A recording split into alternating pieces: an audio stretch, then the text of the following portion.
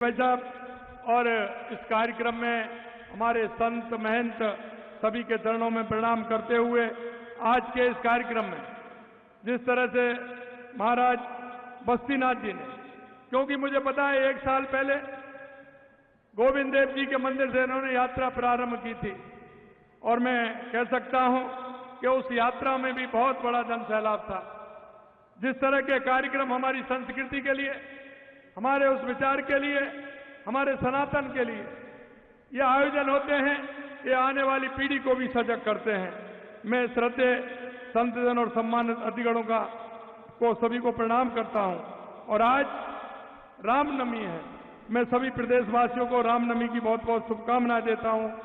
सिद्ध योगी ब्रह्मलीन श्री श्री 1008 बाबा बालकनाथ जी महाराज को भी नमन करता हूं और उनके आशीर्वाद से ही पिछले 11 अप्रैल को ये लक्की कलश यात्रा के साथ पावटा की इस पावन धरती पर 108 कुंडीय महामृत्युंजय रुद्र महायज्ञ का शुभारंभ हुआ था। मेरा सौभाग्य है कि आज मुझे महायज्ञ के पवित्र पूर्ण आहुति कार्यक्रम में शामिल होने का अवसर भी मुझे मिला है।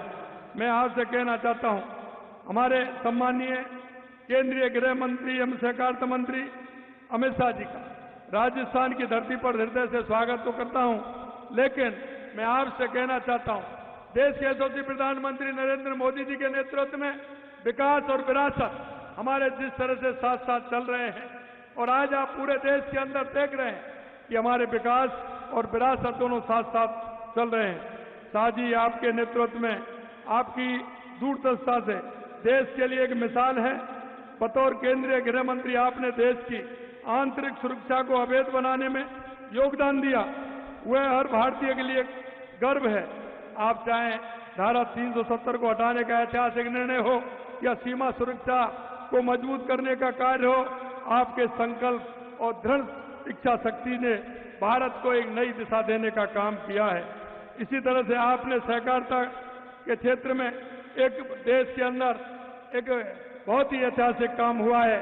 जो पंडित दीनदयाल उपाध्याय जी की अंत्योदय की योजना है, वो सहकारिता के माध्यम से अंत्योदय की योजना पहुंच रही है। माननीय, मैं महाराज जी बस्तीनाथ जी को निश्चित रूप से कहना चाहता हूं, जिस तरह से उन्होंने एक समरसता के रूप में इस महायज्ञ को संचालन किया और बहुत बड़ा काम यहां हमारे इस क्षेत्र में हुआ है, जिससे बहुत दूर दूर से लोग आए हैं और उसमें आकर के शामिल हुए हैं। मैं इतना कहना चाहता हूं, माननीय प्रधानमंत्री जी की दृढ़ इच्छा शक्ति से अयोध्या का राम मंदिर हो, चाहे हमारा काशी कॉरिडोर हो, सारे काम जितने हमारे देश के अंदर हुए हैं वो ऐतिहासिक काम हुए हैं। हमारी संस्कृति और आध्यात्मिक के लिए कार्य कर रही है हमारी सरकार। हाल ही में हमने बजट में भी धार्मिक स्थलों को अनेक घोषणाएं की हैं। अंत में मैं आपसे इतना कहना चाहता हूं कि हमारे संतों ने, हमारे मुनियों ने, हमारे ऋषियों ने हमारी सनातन संस्कृति को बनाए रखने के लिए अपने आप को, इस राष्ट्र को दिशा देने का काम किया है और मैं यही कहना चाहता हूं, उसी दिशा में महाराज हमारे बालनाथ जी ने एक आने वाली पीढ़ी को दिशा दी है।